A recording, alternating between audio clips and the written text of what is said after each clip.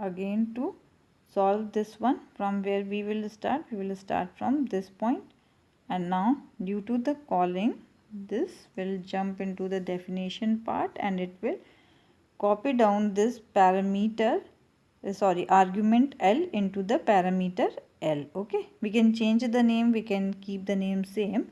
Now from here, after jumping into this one, the definition part of the function will start working.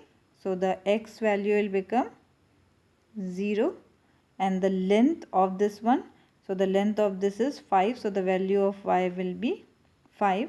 And then in the range will be generated for 1, 2, 3 and 4 only, as the value of 5 is, one more less, this one only, as the value of y is 5. So 5 minus 1, 4, and as you know, it will not take the last one, that is why it would be like this. Now start doing the working. The first value move into the x will 1.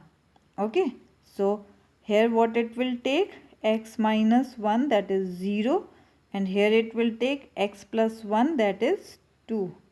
That means the second index number of list is to be transferred at the 0th position. So 0, 1, 2, the second index number will have to move on the 0th position, that is at this position.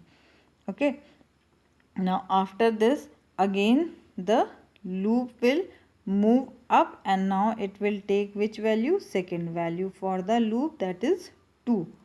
Okay, now in this case, if the value of x is 2, it would be 2 minus 1, that means 1, and it would be 2 plus 1, that means 3. That means the third index of L is to move on the first index of L. So what is the third index of L? 0, 1, 2, 3. It has to move in the first index, that means this value will be replaced by 5. Again it will move up. Okay, it's not coming at this position. It should be very clear that we are inside the loop. I am showing you only the updation in this list. The loop is not, the control is not coming out from the loop, it is inside the loop. Okay, and then the third value received by x will be 3. Now if the value of x is 3, it will be 3 minus 1, that is 2, and here it will be 4. That means the fourth value will move into the second index. What is the fourth value? 0, 1, 2, 3, 4, that is 6. Okay, then after that the loop will finish. Now after finishing the loop, the control will come. Now you can see that the function definition is finished after the termination of loop. So when the definition has been finished, the control would come where? After the calling. Okay, because from here it has jumped to the definition part, and then after this, it is after terminating this whole one, it is coming from outside the function, and where it will come? After the calling part. Okay, to find out the output, is very important to know that where the control is jumping. At the time of definition call, it is jumping to the definition part, performing the complete definition, and then after that it is coming back to the statement after the function call. Now this statement has to print the data.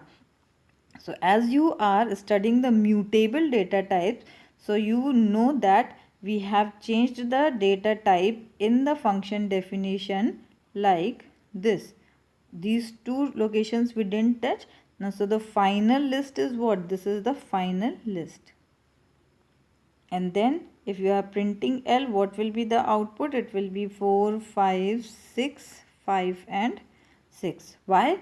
Because the list are the mutable data types, and whatever value get changed in the function definition will be permanent. And that is why I have replaced the value in the same list, so you can understand how to find the output. You have to not change any other value, you have to change that value only to see the impact. Now the current list is what? This one. Okay, if you will make changes anywhere else, then you will get confused. So make the changes in the original list only to get confirmed that this is the final result after the manipulation. Okay.